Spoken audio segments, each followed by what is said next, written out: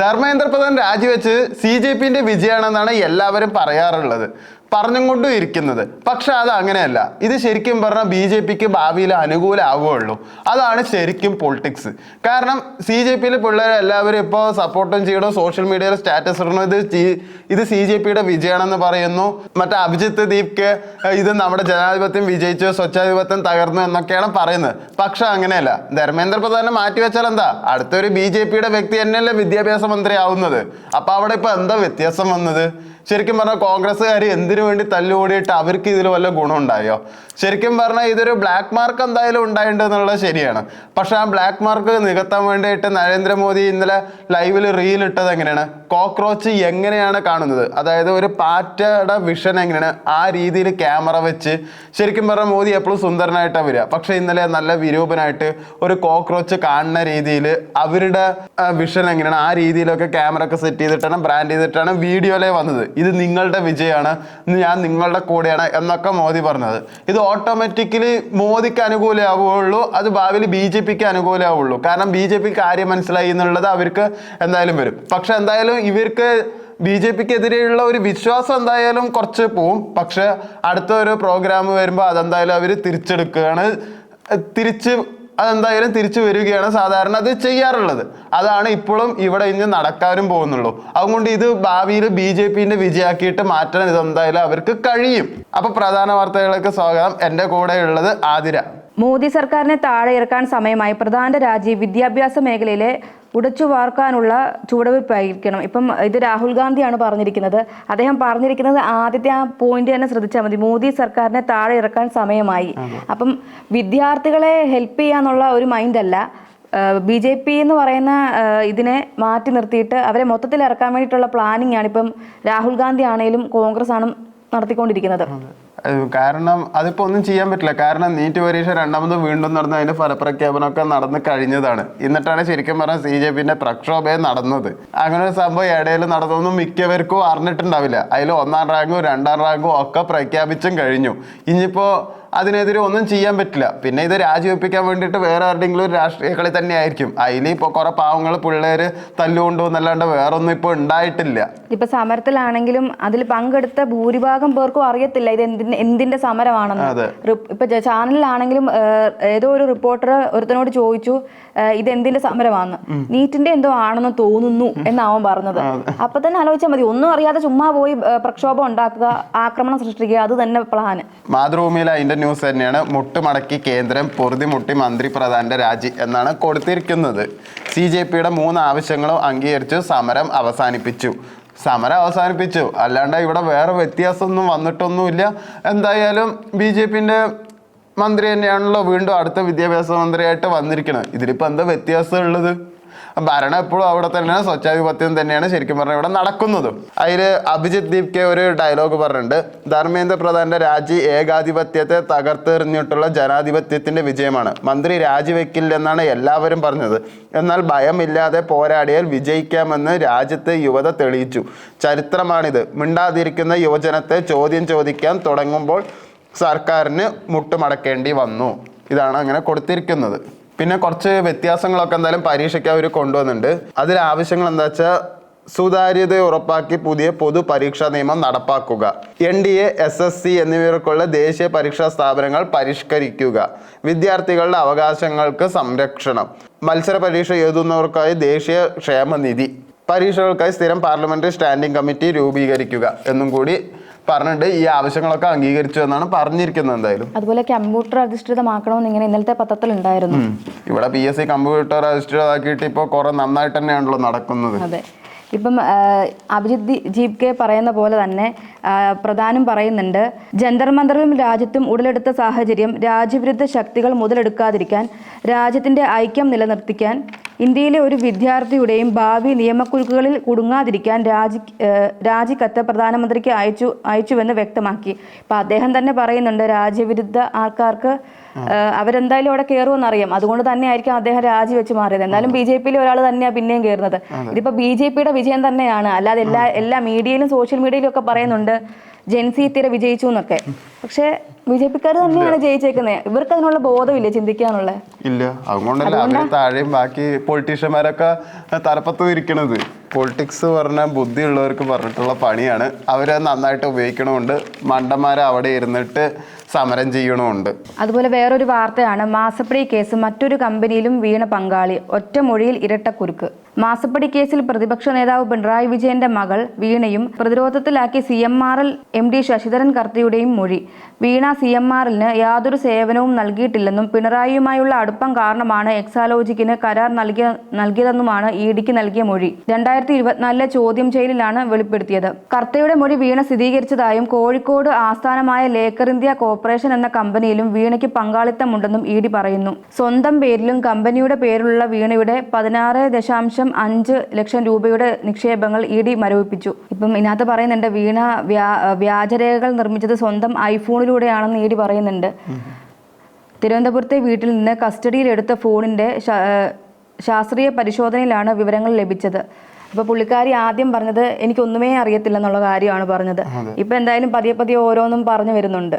ഇപ്പൊ ഭരണവും ഇല്ലാത്തോണ്ട് പെടും മിക്കവാറും.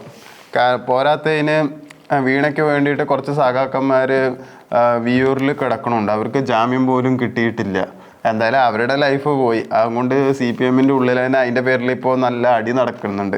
അടുത്തൊരു ന്യൂസാണ് കള്ളിന് കള്ളനോട്ട്. വിദേശ മദ്യ ഷോപ്പ് ജീവനക്കാരുടെ ജാഗ്രത. കള്ളനോട്ടുമായി ഒരാൾ അറസ്റ്റിൽ. 23 വയസ്സായ അലക്സ് തോമസ് ആണ് അറസ്റ്റിലായിരിക്കുന്നത്. വെള്ളിയാഴ്ച രാത്രി 8:30 500 രൂപയുടെ കള്ളനോട്ടുമായി കറുകച്ചാൽ വിദേശ മദ്യ ഷോപ്പിൽ മദ്യം വാങ്ങാനെത്തിയ യുവാവിനെ കേന്ദ്രീകരിച്ച് നടത്തിയ അന്വേഷണമാണ് അലക്സ് തോമസിനെ കുടുക്കിയത്. 500 രൂപയുടെ കള്ളനോട്ടാണെന്ന് തിരിച്ചറിഞ്ഞ മദ്യ ഷോപ്പ് ജീവനക്കാർ ഇയാളെ പിടികൂടി പോലീസിൽ ഏൽപ്പിച്ചു. ചോദ്യം ചെയ്തപ്പോൾ സുഹൃത്താണ് പണം നൽകിയതെന്ന് പറഞ്ഞു. രാത്രി തന്നെ ആ സുഹൃത്തിനെയും പിടികൂടി ചോദ്യം ചെയ്തപ്പോൾ 2 കള്ളനോട്ടുകൾ കൂടി കണ്ടെത്തി. ലോട്ടറി അടിച്ച പണമാണെന്ന് പറഞ്ഞ അലക്സ് തോമസ് ആണ് 3 500 രൂപ നോട്ടുകൾ നൽകിയതെന്ന് ഇയാൾ പറഞ്ഞു. രാത്രി 1:30 പോലീസ് അലക്സ് തോമസിനെ തേടി മാമ്പടി ഭാഗത്ത് താമസ സ്ഥലത്ത് എത്തിയത്. ഓടി രക്ഷപ്പെടാൻ ശ്രമിച്ച അലക്സിനെ പോലീസ് പിടികൂടി. 65 നോട്ടുകൾ ഇയാളിൽ നിന്ന് കണ്ടെടുത്തു. നോട്ട് ആരാണ് നൽകിയതെന്ന് ഇയാൾ പറഞ്ഞിട്ടില്ല. കറുകച്ചാൽ പോലീസ് സ്റ്റേഷനിലെ 6 കേസുകൾ ഉൾപ്പെടെ ഇയാൾ 2023 കാപ്പ ചുമത്തിയ പ്രതിയാണെന്നും പോലീസ് പറഞ്ഞു. 3 പേരെയും കേന്ദ്രീകരിച്ച് വിശദമായ അന്വേഷണം നടത്തി വരികയാണ്. എന്തായാലും കള്ളനോട്ട് വ്യാപകമായിട്ട് വരികയാണ്. അതുകൊണ്ട് എന്തായാലും ഇപ്പോൾ അടുത്ത് തന്നെ മിക്കവാറും റിസർവ് ബാങ്ക് ഉള്ള നോട്ടുകളൊക്കെ നിരോധിക്കാൻ പോവുകയാണ് എന്ന് പറയുന്നുണ്ട്. കാരണം ഇനിയിപ്പോൾ പ്ലാസ്റ്റിക് നോട്ടുകൾ ഇറക്കാൻ തുടങ്ങിയിട്ടുണ്ട്. അതുകൊണ്ട് ബാക്കിയുള്ള നോട്ട് എന്തായാലും ബാങ്കും കൊണ്ടുപോയിട്ട് മാറ്റേണ്ടി വരും. അതുകൊണ്ട് വീണ്ടും ഒരു നോട്ട് നിരോധനം സാധ്യത വളരെ കൂടുതലാണ്. അതുപോലെ വേറൊരു വാർത്തയാണ് നഷ്ടച്ചൂടിൽ പൊതുമേഖലാ എണ്ണ കമ്പനികൾ. പശ്ചിമേഷ്യയിലെ യുദ്ധം ക്രൂഡ് ഓയിൽ വില കുത്തനെ ഉയർത്തിയതോടെ രാജ്യത്തെ പൊതുമേഖലാ എണ്ണ വിപണന കമ്പനികൾ നഷ്ടത്തിൽ മുങ്ങുന്നു. നഷ്ടം സൃഷ്ടിക്കുന്നതെന്ന് പറഞ്ഞാൽ ക്രൂഡ് ഓയിൽ വിലയിലെ കുതിപ്പ്, പെട്രോൾ ഡീസൽ വില വർദ്ധിപ്പിക്കാത്തത്, LPGയുടെ സബ്സിഡി ഭാരം, വിപണന മാർജിനിലെ ഇടവ്, കേന്ദ്ര സഹായത്തിന് സമ്മർദ്ദം, ഉൽപാദന ചെലവിനേക്കാൾ കുറഞ്ഞ വിലയിൽ പെട്രോൾ, ഡീസൽ, LPG എന്നിവ വിൽക്കുന്നത് മൂലമുള്ള ബാധ്യത നികത്താൻ ഏപ്രിൽ മുതൽ ജൂൺ വരെയുള്ള കാലയളവിൽ കേന്ദ്ര സർക്കാർ 75,000 കോടി രൂപയുടെ നഷ്ടപരിഹാരം നൽകുമെന്നാണ് കമ്പനികളുടെ പ്രതീക്ഷ. പക്ഷെ ഇതുവരെ കേന്ദ്ര സർക്കാർ കൊടുത്തിട്ടില്ല. ഇതിപ്പം ഈ പെട്രോളിന്റെ ആണെങ്കിലും ഡീസലിന്റെ ആണെങ്കിലും വില കൂടിക്കൊണ്ടിരിക്കുകയല്ലേ. അതെ, ക്രൂഡ് ഓയിലിന് വില കൂടിയാലും 50% കുറവ് തന്നെയായിരിക്കും. ഇപ്പോൾ പെട്രോളിന് ഉണ്ടാക്കണതിൻ്റെ ഒരു പ്രോസസ്സ് ഉണ്ട്. 100 രൂപയാണെങ്കിൽ പെട്രോളിന് ഇപ്പോൾ 100 രൂപയാണെങ്കിൽ ക്രൂഡ് ഓയിലിന് എങ്ങനെയായാലും 50 രൂപയേ ഉണ്ടാവുള്ളൂ. പറയുന്നത് അപ്പോഴും അതിൻ്റെ 50% പെട്രോളിന് വില കൂട്ടുകയാണ് ചെയ്യുക. പക്ഷേ ഇന്ത്യയിൽ മാത്രമാണ് ഇപ്പോൾ കാര്യമായിട്ട് അങ്ങനെ പെട്രോൾ കൂട്ടാത്തതേ ഉള്ളൂ, വില കൂട്ടാത്തതേ ഉള്ളൂ ശരിക്കും പറഞ്ഞാൽ. പിന്നെ അടുത്ത മനോരമയിലെ ന്യൂസ് തന്നെയാണ് സെൻട്രൽ പേജിൽ നീറ്റായി തോറ്റ് കേന്ദ്രം എന്നാണ് പറഞ്ഞിരിക്കുന്നത്. CJPയുടെ വിജയം, ധർമ്മേന്ദ്ര പ്രധാന്റെ രാജി ജനാധിപത്യത്തിന്റെ വിജയം. ഈ നേട്ടത്തിന് കാരണം രാജ്യവ്യാപകമാവുന്ന വിദ്യാർത്ഥി സമരം, പൗരന്മാരുടെ പങ്കാളിത്തവുമാണ്. സമാധാനം, ക്ഷമ, സ്ഥിരോത്സാഹം എന്നിവയുടെ വിജയമാണ് ഇതെന്ന് CJPയും ജെൻസിയുടെയും അഭിനന്ദിക്കുന്നു എന്ന് സോനം വാങ്ചുക്ക് അവരങ്ങനെ പറഞ്ഞിട്ടുണ്ട്. മൊത്തത്തിൽ കോക്രോച്ചിന്റെ ഒരു തന്നെയാണ് ഇന്ന് ഇവിടെ കൊടുത്തിരിക്കുന്നത്. അവരെന്തായാലും കേക്ക് കഴിച്ചിട്ടും ബിസ്ക്കറ്റ് കഴിച്ചിട്ടും ആഘോഷിക്കുന്നത്, വിജയം ആഘോഷിക്കുന്നതാണ് ശരിക്കും പറഞ്ഞാൽ ഈ കൊടുത്തിരിക്കുന്ന പേപ്പറിൽ. സോനം വാങ്ചുക്ക് ആശുപത്രിയിൽ കിടക്കണത് ഇങ്ങനെ 2 എന്നൊക്കെ കാണിക്കുന്ന ഫോട്ടോ ഒക്കെ എന്തായാലും ഇട്ടിട്ടുണ്ട്. അതുപോലെ വേറൊരു വാർത്തയാണ് തമിഴ്നാട്ടിലെ ജയിലിലേക്ക് മാറ്റണമെന്ന് ഗോവിന്ദചാമി. തമിഴ്നാട്ടിലെ ജയിലിലേക്ക് തന്നെ മാറ്റണമെന്ന ആവശ്യവുമായി സൗമ്യ വധക്കേസിലെ ജീവപര്യന്തം തടവ് ശിക്ഷ അനുഭവിക്കുന്ന ഗോവിന്ദചാമി. ഒന്ന് ആലോചിച്ച് നോക്കിയേ, ഒരു പെൺകുട്ടിയെ എത്രയോ ക്രൂരമായിട്ട് കൊല്ലാവോ അതുപോലെയാണ് അവൻ കൊന്നത്. എന്നിട്ടാണ് ഇപ്പം അവന് തമിഴ്നാട്ടിലോട്ട് മാറണമെന്ന് പറയുന്നത്. വധശിക്ഷ വിധിച്ച അവന് ഇപ്പം തടവ് ശിക്ഷയാക്കി. ഇതിനോടൊന്നും യോജിക്കാൻ പറ്റത്തില്ല. എന്നിട്ട് പറയുന്നുണ്ട് ആൾക്ക് കൈയില്ല, അംഗവൈകല്യം ഉണ്ടെന്നൊക്കെ പറയുന്നുണ്ട്. അങ്ങനെ ഒരു വ്യക്തിയാണ് ആ തടവിൽ കിടന്ന സമയത്ത് മതിൽ ചാടിയതും കിണറ്റിൽ നിന്ന് കിട്ടിയതും ഒക്കെ. തമിഴ്നാട്ടിൽ മാറ്റി തന്നെയെന്നല്ലേ. കാരണം വിജയ് എന്തായാലും പുതിയൊരു നിയമം കൊണ്ടുവന്നുണ്ട്. ഇപ്പോൾ പീഡനം നടക്കുന്നുണ്ട്. അങ്ങനെ ഇപ്പോൾ മൈനറായിട്ടുള്ള ഒരു പെൺകുട്ടിയെ പീഡിപ്പിച്ചിട്ടുണ്ടെങ്കിൽ അവന് 24 മണിക്കൂറും കൊണ്ട് തൂക്കിക്കൊല്ലണം എന്നുള്ള നിയമം കൊണ്ടുവന്നു മിഞ്ഞാന്ന്. വിജയ് അങ്ങനെ ഒരു സംഭവം ചെയ്തിട്ടുണ്ട് ഇപ്പോൾ എന്തായാലും. അതുപോലെ വേറൊരു വാർത്തയാണ്, ബ്രഹ്മദത്തൻ ശബരിമല തന്ത്രി ചിങ്ങം 1 ചുമതലയേൽക്കും. ഇപ്പൊ കണ്ഠര് രാജീവര് മാറുവാന്ന് അദ്ദേഹം തന്നെ പറഞ്ഞു. അദ്ദേഹത്തിന്റെ പുത്രനെ കയറ്റണം എന്നാണ് പറഞ്ഞത് തന്ത്രി സ്ഥാനത്തേക്ക്. എന്തുകൊണ്ടും ആ കുടുംബത്തിലെ ഒരു അംഗം തന്നെയാണ്. ഇനി എന്തൊക്കെ നടക്കുമെന്ന് അറിയത്തില്ല. എന്നിരുന്നാലും എന്തായാലും ചുമതല ഏൽക്കുന്നതായി. പിന്നെ എല്ലാ പാർട്ടിക്കാരും മന്ത്രിമാരും അതിലിപ്പോൾ പങ്കാളിത്തമായതും കൊണ്ട് എന്തായാലും ചുമതല ഏൽക്കുമ്പോൾ ഇതിനിപ്പോൾ എതിരെ നിൽക്കാനും പറ്റില്ല അവർക്ക്. അടുത്തൊരു ന്യൂസാണ്, ഒരു കൗതുകകരമായിട്ടുള്ള ന്യൂസാണ്. ജനസംഖ്യ കുറയ്ക്കുന്നത് സ്മാർട്ട് ഫോൺ അത്ര. ജനം കുറയുന്നതും ജനസംഖ്യ ചുരുങ്ങുന്നതും ആഗോളതലത്തിൽ ഈ ഗൗരവമേറിയ വിഷയമാണ്. ചൈനയിലും ജപ്പാനിലും ദക്ഷിണ കൊറിയയിലും കിഴക്കൻ യൂറോപ്പിലും ജനസംഖ്യ ചുരുങ്ങുന്നു. അമേരിക്കയിൽ ജനസംഖ്യ ചുരുങ്ങി തുടങ്ങിയില്ല. പക്ഷേ തദ്ദേശീയരുടെ ജനവും എണ്ണവും കുറയ്ക്കുകയാണ്. ജനസംഖ്യ വർദ്ധിക്കുകയാണെങ്കിലും ആഫ്രിക്കയടക്കം ലോകമെങ്ങും വളർച്ചയുടെ തോതും ജനസംഖ്യയും കുറഞ്ഞു വരുന്നു. അതിലെന്താ കാരണം വെച്ചാൽ സ്മാർട്ട് ഫോണിൽ എപ്പോഴും കളിക്കുന്നത് ജനസംഖ്യ കുറയുന്നതാണ് ഇതിൽ പറഞ്ഞിരിക്കുന്നത്. ഇത് ശരിക്കും പറഞ്ഞാൽ ഒരു അസംബന്ധമായിട്ടാണ് തോന്നുന്നത്. കാരണം 750 കോടി ജനങ്ങളായി ലോകത്ത് മൊത്തം. അപ്പോൾ എങ്ങനെയാണ് ജനസംഖ്യ കുറയുന്നത്? അപ്പോൾ ഈ കണക്ക്, അപ്പോൾ ഇതൊന്നും ജനങ്ങളല്ലേ? അതിലൊരു കാരണം പറഞ്ഞിട്ടുണ്ട്. ഐഫോൺ വന്നപ്പോൾ വ്യക്തിപരവും ശാരീരികവുമായ അടുപ്പവും സമ്പർക്കവും കുറഞ്ഞു, അശ്ലീല ആസ്വാദനം കൂടി, ലൈംഗിക ബന്ധപ്പെടലുകൾ കുറഞ്ഞു. ഇതാണ് കാരണം പറഞ്ഞിരിക്കുന്നത്. അങ്ങനെ നോക്കുമ്പോൾ അതൊരു സത്യമായിട്ടുള്ള കാര്യമാണെന്ന് എനിക്ക് തോന്നുന്നു. വേറൊരു വാർത്തയാണ്, ഞാൻ 2 ദിവസം ഞാൻ പോയി റിപ്പോർട്ട് ചെയ്തൊരു സംഭവമാണിത്. CCTV ക്യാമറ സാമൂഹ്യ വിരുദ്ധർ തകർത്തു. നമ്മുടെ കല്ലറ വെച്ചൂര് തന്നെയാണ്. മാലിന്യം തള്ളലും വാഹന അപകടങ്ങളും പതിവായതോടെ പഞ്ചായത്ത് സ്ഥാപിച്ച CCTV ക്യാമറ സാമൂഹ്യ വിരുദ്ധർ തകർത്തു. വെച്ചൂർ കല്ലറ റോഡിൽ വെച്ചൂർ പഞ്ചായത്ത് 3-ാം വാർഡിൽ കോലാമ്പുറത്തുകാരി പാടശേഖരത്തിന് സമീപം സ്ഥാപിച്ചിരുന്ന CCTV ക്യാമറയാണ് സമൂഹ വിരുദ്ധർ നശിപ്പിച്ചത്. ഇതിലിപ്പോൾ ഞാൻ ചെന്ന് ചോദിച്ചതിൽ എനിക്ക് മനസ്സിലായത്, പഞ്ചായത്തിൽ ചെന്ന് ചോദിച്ചപ്പോൾ അവർ പറയുന്നത് പോലീസ് ഇത് നടത്തുന്നില്ലെന്നാണ്, പെട്രോളിംഗ് നടത്തില്ലെന്നാണ് പറയുന്നത്. രാത്രിയിൽ പോലീസിൻ്റെ അടുത്ത് നിന്ന് ചോദിച്ചപ്പോൾ പോലീസ് പറയുന്നത് ക്യാമറ വർക്കിംഗ് അല്ലെന്നാ പറയുന്നത്.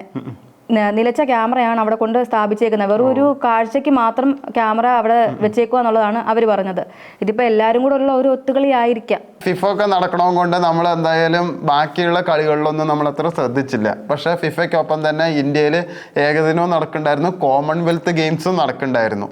അപ്പോൾ കോമൺവെൽത്ത് ഗെയിംസിൽ ജാണ്ടു കുമാർ വെങ്കലം, ആദ്യ മെഡൽ പാരാ പവർ ലിഫ്റ്റിങ്ങിലാണ് കിട്ടിയിരിക്കുന്നത്. കോമൺവെൽത്ത് ഗെയിംസിൽ ഇന്ത്യയുടെ ആദ്യ മെഡൽ പാരാ പവർ ലിഫ്റ്റിങ്ങിൽ പുരുഷന്മാരുടെ ഹെവി വെയ്റ്റ് വിഭാഗത്തിൽ ജാണ്ടു കുമാറിന് വെങ്കലം സ്വന്തമാക്കിയത്. 2ാം ശ്രമത്തിൽ 190 കിലോ ഉയർത്തിയ ജാണ്ടു കുമാർ 3ാം സ്ഥാനത്തായി. 196 കിലോ ഉയർത്തിയ സ്വർണം നേടാനുള്ള ഇന്ത്യൻ താരത്തിൻ്റെ ശ്രമം വിജയം കണ്ടില്ല.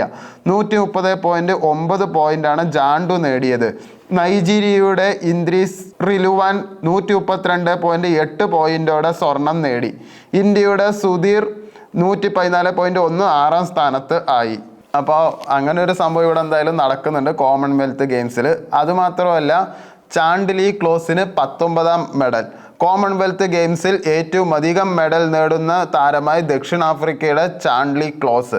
400 മീറ്റർ റിലേ നീന്തൽ ദക്ഷിണാഫ്രിക്ക വെങ്കലം നേടിയതോടെ 34-കാരനായ ലീ ക്ലോസിന്റെ മെഡൽ നേട്ടം 19 എണ്ണമായി. 5ാം ഗെയിംസിൽ പങ്കെടുക്കുന്ന ലീ ക്ലോസ് നീന്തലിൽ മൊത്തം 7 സ്വർണവും 4 വെള്ളിയും 8 വെങ്കലവുമാണ് സ്വന്തമാക്കിയത്.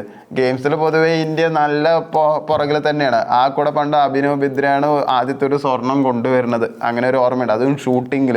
അതിനുശേഷം അദ്ദേഹത്തിന് ഒരു ഒളിമ്പിക്സിൽ ഒന്നും കിട്ടിയിട്ടുമില്ല. എന്തോ 130 കോടി ജനങ്ങളുണ്ടായിട്ട് നമുക്കൊരു സ്വർണം കിട്ടാൻ മുക്കേണ്ട അവസ്ഥയാണ് ഇന്ത്യക്ക്. നമ്മളിന്ന് ഏകദേശം എല്ലാ പത്രത്തിലെയും പ്രധാന വാർത്തകൾ ചർച്ച ചെയ്ത് കഴിഞ്ഞു. അടുത്ത വാർത്തയുമായി നാളെ കാണാം.